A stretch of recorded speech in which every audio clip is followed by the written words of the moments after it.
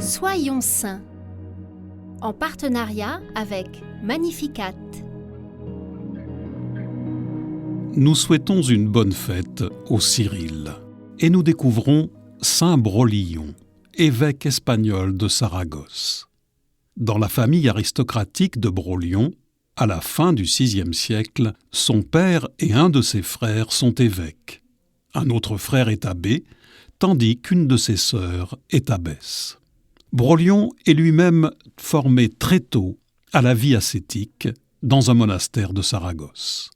Il devient l'ami intime de saint Isidore de Séville, qui l'ordonne prêtre et l'associe à ses travaux de recherche.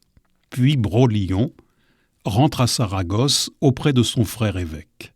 Lorsque celui-ci laisse le siège épiscopal vacant, les évêques voisins se rassemblent pour nommer son successeur.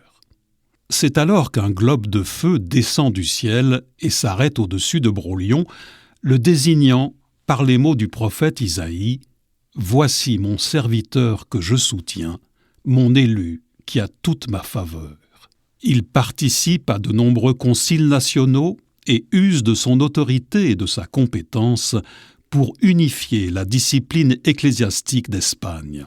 On raconte qu'une fois, l'Esprit Saint se pose sous la forme d'une colombe sur son épaule pour lui murmurer à l'oreille ce qu'il doit enseigner à son peuple.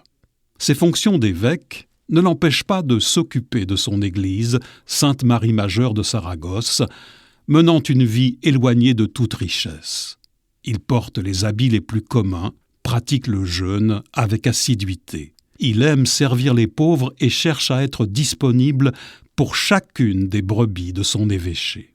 Presque aveugle, il meurt épuisé d'austérité en 651. Au moment de rendre son âme, une musique céleste résonne et une voix se fait entendre « Lève-toi, mon ami, et viens ».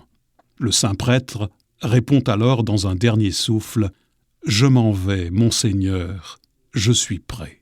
Le prophète Jérémie a annoncé la venue de pasteurs selon le cœur de Dieu, et Brolillon a cherché à faire la volonté de Dieu chaque jour de sa vie dans un humble abandon.